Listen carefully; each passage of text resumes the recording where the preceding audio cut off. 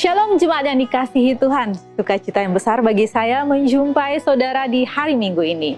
Bagi saudara yang baru pertama kali beribadah bersama kami di tempat ini, kami menyambut dengan sukacita, selamat datang dalam keluarga Allah dan selamat beribadah.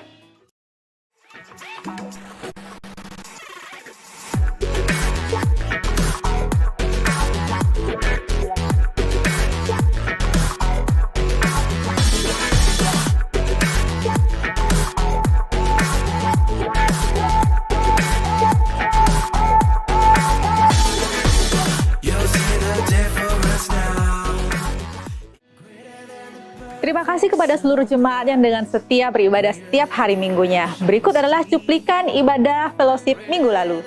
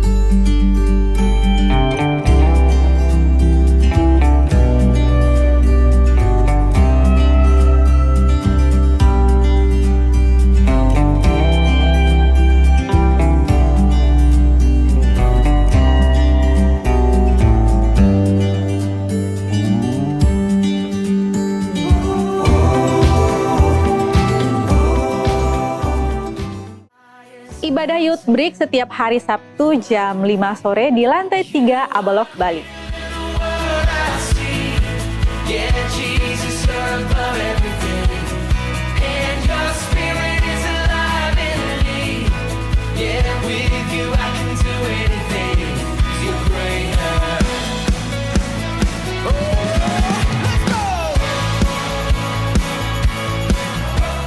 Dan ibadah kega tetap akan dilaksanakan pada setiap hari Minggu jam 9 pagi di lantai 2 Abalok, Bali.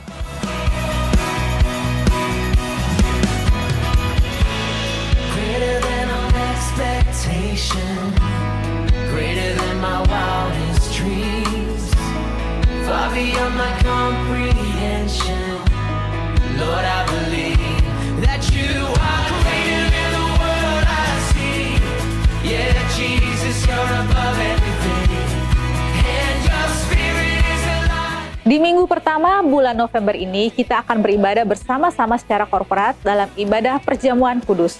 Pastikan saudara untuk mengikuti ibadah ini, persiapkan hati saudara dan seluruh kehidupan saudara untuk kita bersama-sama memuji dan menyembah Tuhan. Hari Minggu tanggal 6 November jam 9 pagi di lantai 3 Abalok, Bali.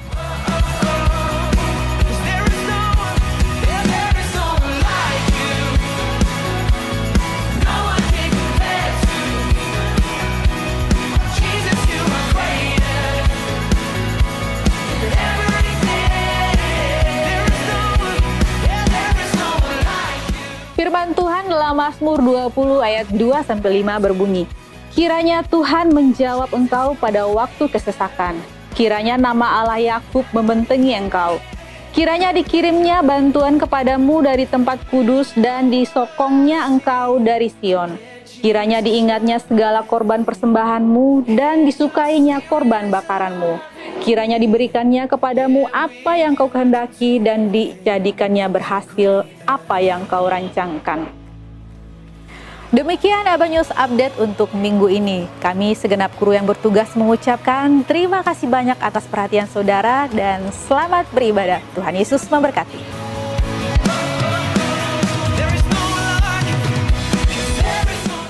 Shalom Bapak Ibu saudara dikasihi oleh Tuhan. Bagaimana kabarnya? Saya percaya setiap kita ada dalam kondisi yang luar biasa.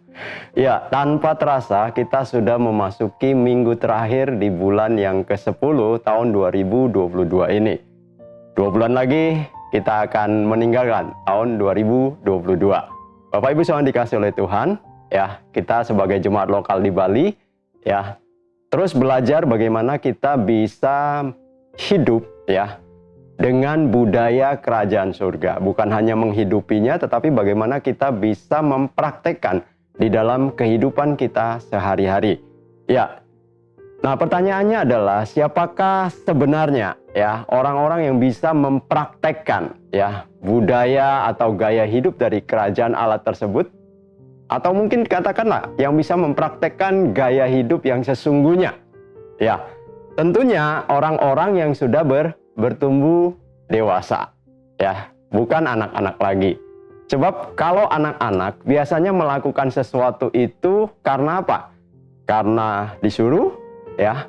Mungkin karena apa? Ya, hanya ikut-ikutan atau karena takut, ya, kepada orang tuanya atau kepada siapa yang menyuruh dia melakukannya. Ya, jadi bukan karena kesadaran memang dia harus melakukan itu. Nah, Bapak Ibu yang dikasih oleh Tuhan, hari ini kita akan berbicara tentang dewasa di dalam Kristus.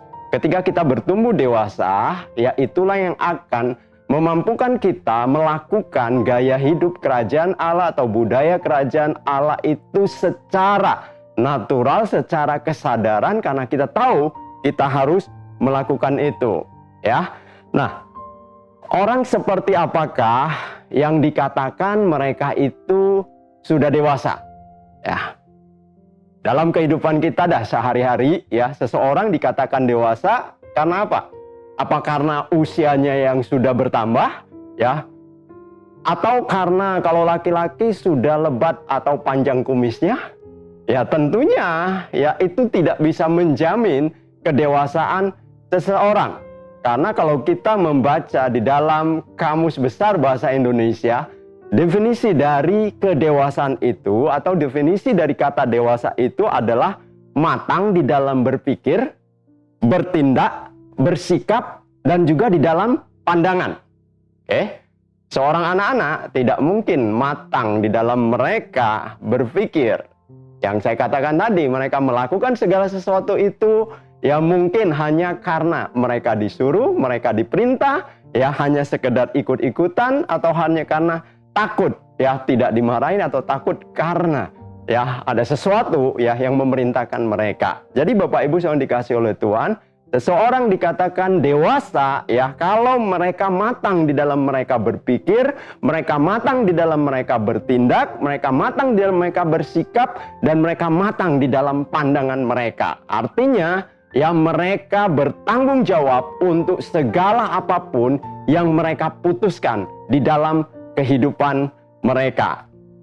Paulus berkata di dalam kitab 1 Korintus 14 ayat ke-20 dikatakan, "Saudara-saudara, janganlah sama seperti anak-anak dalam pemikiranmu, ya.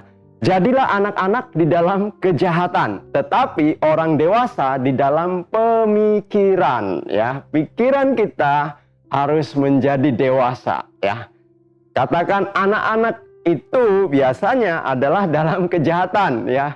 Kita tahu anak-anak melakukan segala sesuatu itu hanya berdasarkan karena dia pengen coba, dia pengen tahu. Jadi bukan karena ada unsur lain di dalam hatinya. Oke?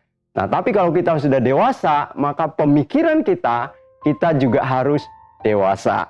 Di dalam hal kerohanian itu juga sama, Bapak Ibu. Ya, kalau kita berkata seseorang itu disebut dewasa di dalam kerohanian, ya, berarti dia tidak diukur dari seberapa lama, ya, atau sudah berapa lama dia jadi orang Kristen, ya.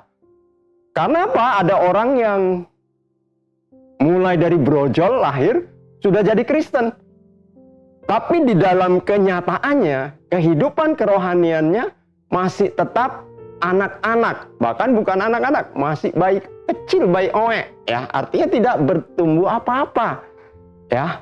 Nah, jadi tidak bisa diukur, ya. Udah berapa tahun kamu jadi orang Kristen, ya. 10, 15, 20, 30, 40, 50 tahun. Tidak menjamin bahwa kita sudah dewasa secara rohani, ya. Karena Paulus juga mengingatkan, berkata di dalam 1 Korintus 3 ayat 1 sampai ketiga dikatakan, dan aku saudara-saudara pada waktu itu tidak dapat berbicara dengan kamu, ya, seperti dengan manusia rohani, tetapi hanya dengan manusia duniawi yang belum dewasa dalam Kristus. Susulah yang kuberikan kepadamu, bukanlah makanan keras, sebab kamu belum dapat menerimanya, dan sekarang pun kamu belum dapat menerimanya, karena kamu masih manusia duniawi.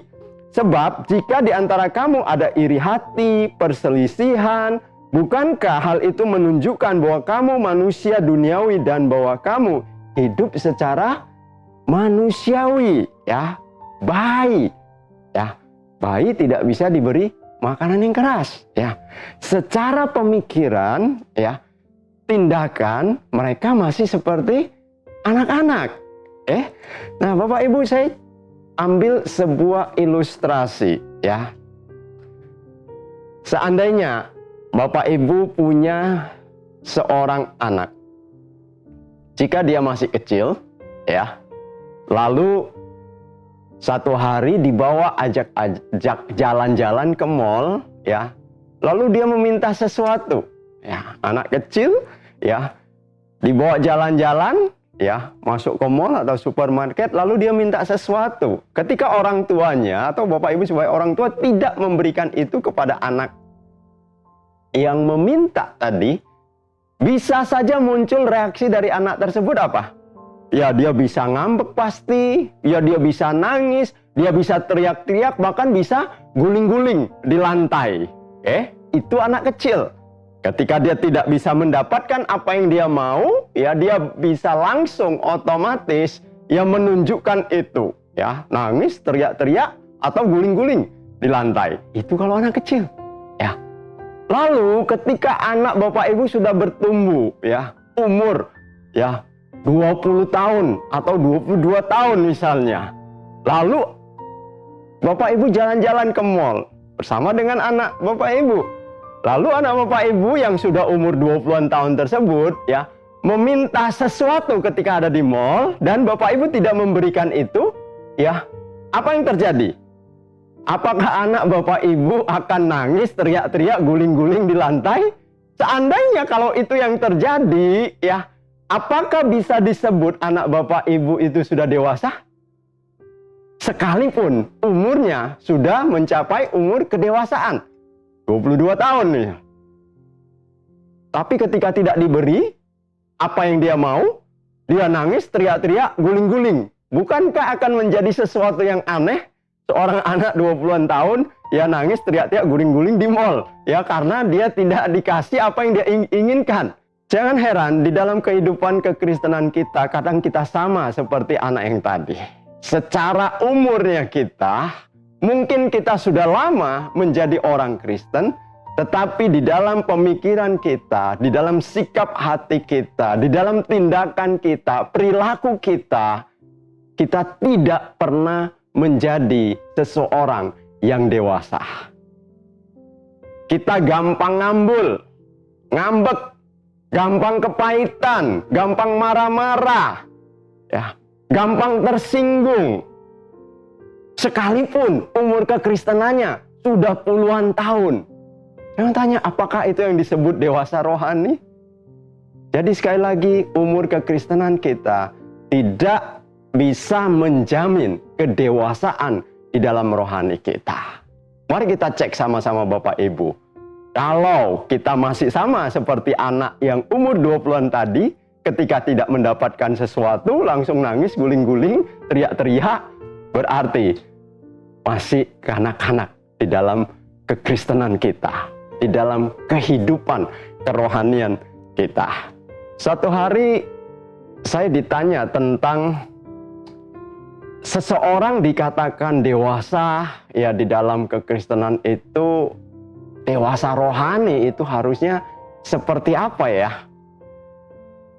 Yang tadi yang saya katakan, Orang kadang berpikir kedewasaan rohani karena ya dia sudah lama umur kekristenannya, kemudian dia rajin mengikuti aktivitas-aktivitas rohani, ya katakanlah dia rajin ikut komsel, dia rajin ikut ibadah, ya dia rajin ikut persekutuan-persekutuan, bahkan dia rajin ikut pertemuan-pertemuan doa. Apakah itu sudah akan dikatakan ya sebagai orang-orang yang dewasa di dalam kerohanian dia? Saya katakan belum tentu. Kenapa? Yohanes menunjukkan dengan jelas kepada kita tentang orang-orang ya yang masih kecil atau orang-orang yang belum dewasa dan orang-orang yang sudah dewasa ya di dalam kerohanian mereka. Kita lihat di dalam kitab 1 Yohanes 2 ayat 12 sampai dengan 14. Aku menulis kepada kamu, hai anak-anak, sebab dosamu telah diampuni oleh karena namanya. Ayat 13. Aku menulis kepada kamu, hai bapak-bapak, karena kamu telah mengenal Dia yang ada dari mulanya. Aku menulis kepada kamu, hai orang-orang muda, karena kamu telah mengalahkan yang jahat. Ayat yang ke-14. Aku menulis kepada kamu, hai anak-anak, karena kamu mengenal Bapa. Aku menulis kepada kamu, hai bapak-bapak, karena kamu mengenal Dia yang ada dari mulanya. Aku menulis kepada kamu, hai orang-orang muda, karena kamu kuat dan firman Allah diam di dalam kamu dan kamu telah mengalahkan yang jahat. Lihat, Bapak Ibu Saudara yang dikasihi oleh Tuhan, ya. Yohanes menulis dengan jelas tentang pertumbuhan rohani seseorang atau tentang kedewasaan rohani seseorang itu, ya. Pertama dikatakan dimulai dari anak-anak, ya. Kalau kita baca, ya, tadi dikatakan aku menulis kepada kamu, hai anak-anak, sebab dosamu telah diampuni oleh karena namanya. Dan ayat ke-14 diulang lagi, aku menulis kepada kamu, hai anak-anak, karena kamu mengenal Bapa. Jadi ada dua ciri di dalam kehidupan kekristenan anak. Ada penafsiran yang lain berkata bahwa ini bukanlah berbicara tentang anak-anak secara khusus, tetapi ini berbicara tentang ya keseluruhan secara umum, manusia-manusia yang mereka ya pertama sekali lahir baru dan mempercayai Yesus Kristus sebagai Tuhan dan Juru Selamat di dalam kehidupan mereka. Karena diberitahukan dengan cirinya yaitu dosanya telah diampuni. Ya, dosanya telah diampuni. Diampuni oleh karena apa? Oleh karena namanya. Diampuni oleh karena Kristus itu sendiri. Ya, pengorbanan Yesus, kematian Yesus membuat ya dosa kita diampuni. Seseorang yang lahir baru, dia akan menyadari bahwa dia itu adalah manusia berdosa. Tanpa Kristus dia tidak dapat berbuat apa-apa. Tanpa Kristus dia pasti binasa. Jadi kalau dia lahir baru, dia memiliki kesadaran bahwa dia manusia berdosa dan hanya Kristus satu-satunya yang sanggup untuk menyelamatkan dia. Yang sanggup untuk membebaskan dia dari kutuk dosa, dari belenggu dosa, dari kebinasaan kepada hidup yang kekal. Dia selalu disadarkan bahwa dia adalah manusia berdosa dan dia selalu membutuhkan Tuhan di dalam kehidupannya. Dosanya telah diampuni dan yang bisa melakukan itu menjadi korban tebusan hanya Kristus itu sendiri. Makanya dikatakan dosamu telah diampuni oleh karena namanya, bukan oleh karena yang lain, hanya oleh karena Yesus. Bukan oleh karena kesalehan, bukan oleh karena kebaikan, bukan oleh karena amal atau ibadah, tetapi hanya oleh karena nama Yesus. Ya. Kemudian yang kedua dikatakan, aku menulis kepada kamu, hai anak-anak, karena kamu mengenal Bapa. Ya. Ketika kita menerima Yesus Kristus sebagai Tuhan dan Juru Selamat di dalam kehidupan kita, berarti kita mengenal siapa itu Yesus. Dan firman Allah berkata di dalam Yohanes 14 ayat ke-7, sekiranya kamu mengenal aku. Ya, Yesus berkata kepada murid-murid pada waktu itu, sekiranya kamu mengenal aku, kamu mengenal Yesus, kamu mengenal Kristus, pasti kamu juga mengenal Bapakku. Jadi Bapak Ibu yang dikasihi oleh Tuhan, ketika kita mengenal Yesus sebagai Tuhan dan Juru Selamat di dalam kehidupan kita, firman Allah berkata, kalau kita mengenal Yesus, berarti kita juga mengenal siapa Bapa kita yang di surga. Yaitu Dia adalah Bapa yang mengasihi kita, ya, Bapa yang rela memberikan yang terbaik bagi kita, Kristus sebagai korban tebusan untuk menebus dosa dan menebus hidup kita, membebaskan kita dari belenggu dosa kita. Jadi, Bapak Ibu yang dikasihi oleh Tuhan, ya, pernyataan anak-anak tadi, ya, kalau kita mempercayai itu adalah proses, bahwa itu adalah memang anak-anak, ya, yang baru mengerti, ya, tentang keselamatan lahir baru. Ya, tapi ada yang berkata, bukan hanya menunjukkan kepada anak kecil atau bayi rohani, tetapi kepada semua orang percaya, tanpa memperdulikan usia biologis atau umur kekristenan mereka. Karena itu berlaku umum, ya. Itu adalah hal yang paling mendasar sekali di dalam kehidupan kita sebagai orang percaya. Ya, kemudian hal yang kedua, ya, di dalam pertumbuhan kerohanian seseorang dikatakan itu adalah orang muda. Ayat yang ke-13, ya, dikatakan, aku menulis kepada kamu, hai orang-orang muda, karena kamu telah mengalahkan yang jahat. Ayat 14 dari 1 Yohanes 2, ya, diulangin lagi. Aku menulis kepada kamu, hai orang-orang muda, karena kamu kuat, dan firman Allah diam di dalam kamu, dan kamu telah mengalahkan yang jahat. Ada 3 ciri yang ditulis di sana tentang orang-orang muda. Kalau tadi anak-anak dikatakan, ya, mereka apa? Dosanya telah diampuni dalam namanya, dalam nama Yesus. Yang kedua dikatakan mereka mengenal Bapa. Ya, pengenalan lahir oleh karena pengenalan akan Bapa yang lahir oleh karena mereka mengenal Kristus di dalam hidup mereka. Sementara orang muda, ya, ciri-cirinya dikatakan bahwa mereka itu kuat. Ya, ciri-ciri orang muda, mereka itu kuat. Kemudian firman Allah diam di dalam mereka. Dan yang ketiga, mereka mengalahkan yang jahat. Nah, Bapak Ibu yang dikasihi oleh Tuhan, orang muda biasanya, ya, ada di dalam puncak kekuatan mereka. Kalau masih remaja atau masih kecil itu belum kuat, belum cukup kuat. Tetapi begitu mereka bertumbuh, ya, menjadi orang muda, umur 20-an sampai mungkin, ya, orang muda saya nggak tahu, ya, perkiranya sampai umur berapa. Dari 20, ya, mungkin anggaplah sampai dengan umur, ya, 40. Itu adalah masa-masa kekuatan mereka yang paling menonjol. Begitu 40 ke atas, 41, 2 itu mulai agak menurun. Ya. Apalagi yang sudah mulai 70, ya, 80, wah, sudah mulai menurun, ya. Tapi saya mau katakan itu adalah kondisi fisik seseorang. Ya. Jangan pernah kalah atau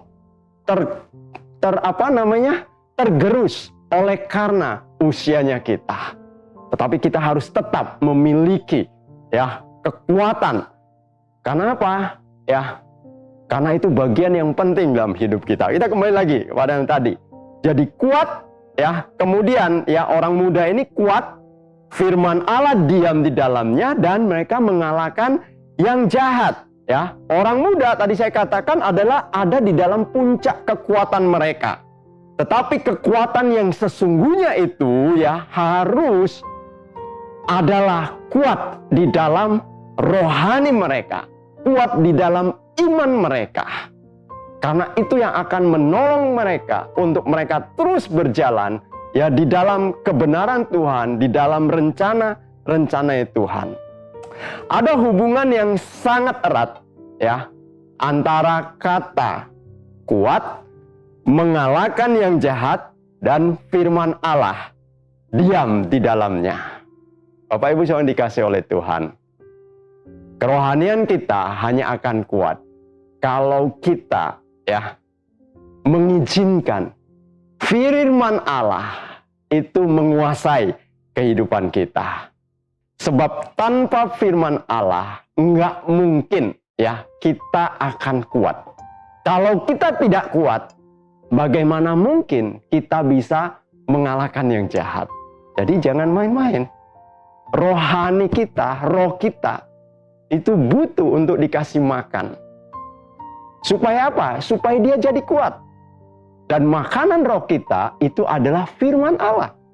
Oleh sebab itu ya sangat-sangat luar biasa ketika Yohanes mengingatkan kalau engkau menjadi seorang yang muda, orang muda yang kuat, ya, firman Allah itu harus tinggal di dalam kamu. Supaya apa? Supaya itu bisa menguatkan rohmu. Jika rohmu kuat, maka kamu bisa mengalahkan yang jahat.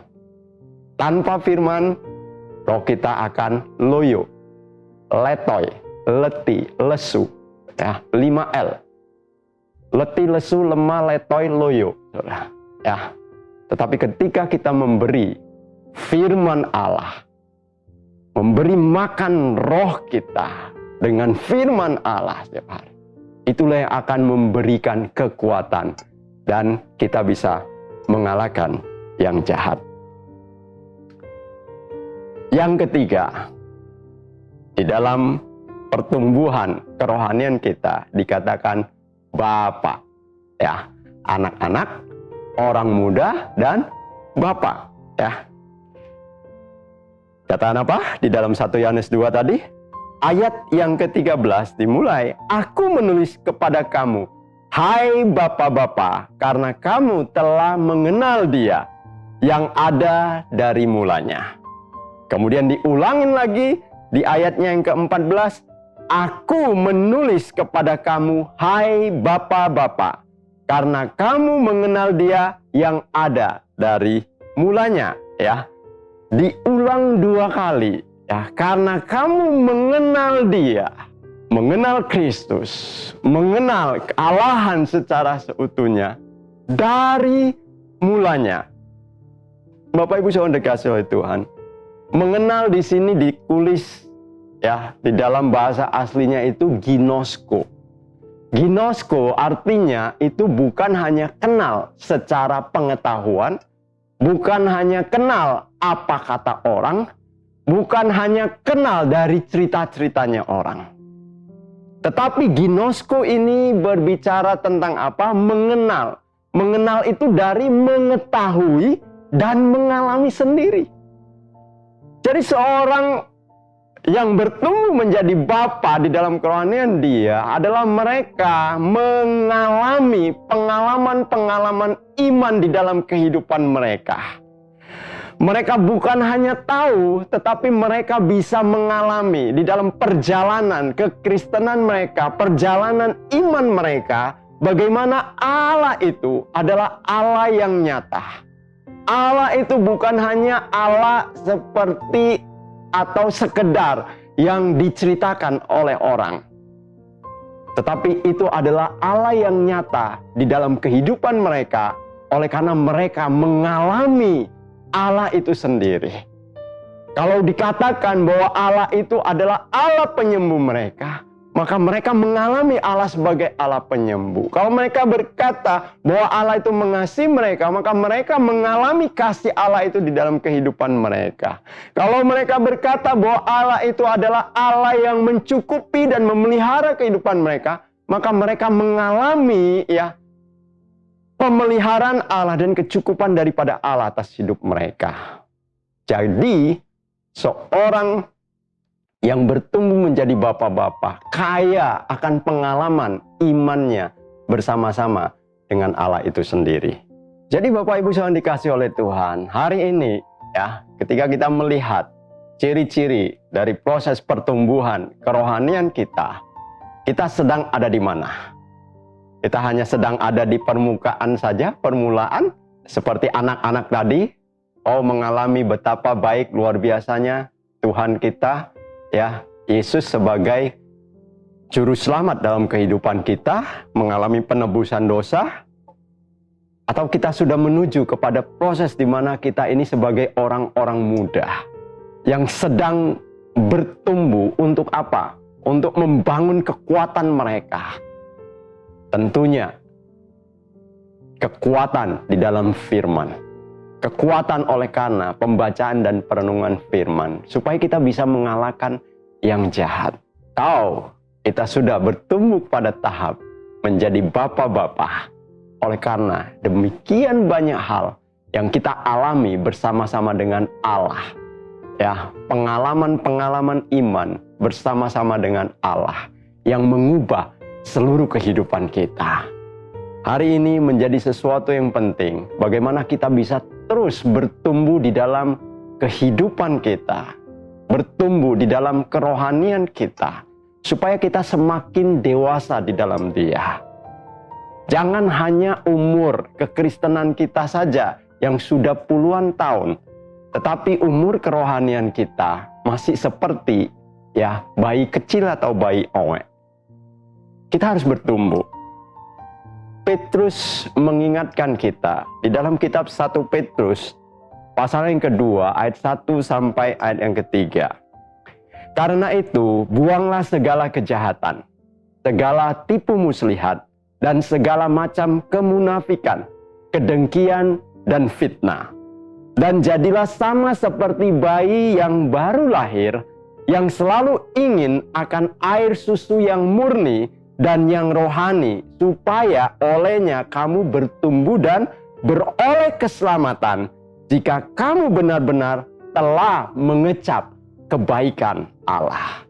Bapak Ibu yang dikasih oleh Tuhan, kalau setiap kita ya berkata bahwa kita sudah demikian mengecap kebaikan Allah di dalam kehidupan kita, Rasul Petrus mengingatkan kita, jadilah sama seperti bayi yang baru lahir, yang selalu ingin akan air susu yang murni.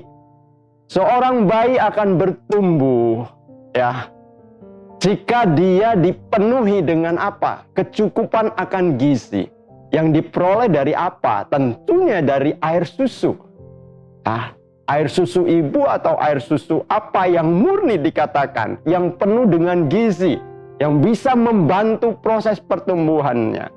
Nah, kita sebagai orang-orang percaya juga seperti itu.